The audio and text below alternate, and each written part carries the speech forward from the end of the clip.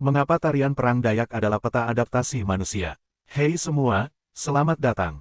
Ketika kita melihat tarian perang, kita sering membayangkan agresi, konflik, atau hanya pertunjukan kekuatan fisik.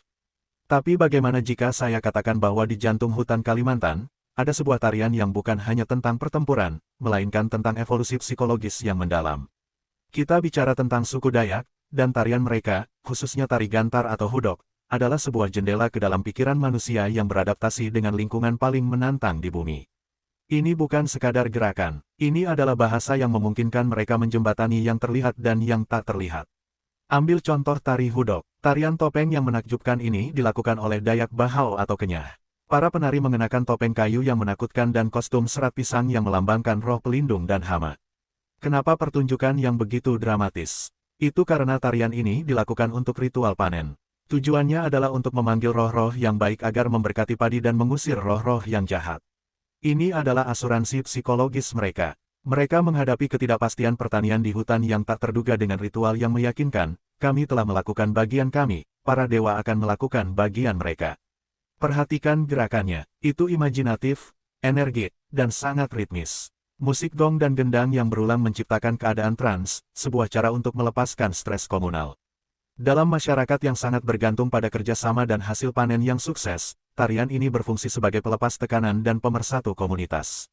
Ini adalah cara kolektif untuk mengatur emosi dan harapan mereka di hadapan risiko yang tinggi.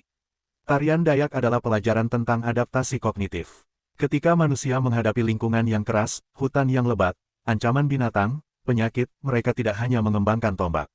Mereka mengembangkan sistem kepercayaan yang kompleks. Tarian adalah manifestasi fisik dari sistem itu.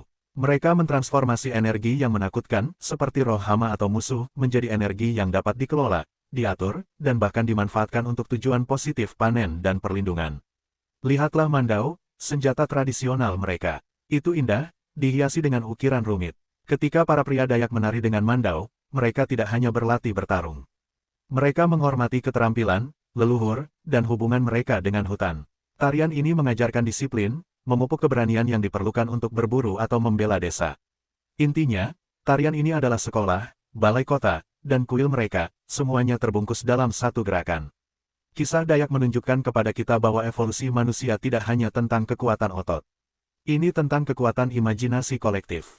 Bagaimana tarian atau ritual yang Anda lakukan hari ini membantu Anda menyeimbangkan ketakutan dan harapan Anda. Jangan lupa like video ini, subscribe untuk kisah manusia yang lebih mendalam, dan bagikan pendapat Anda di kolom komentar. Sampai jumpa.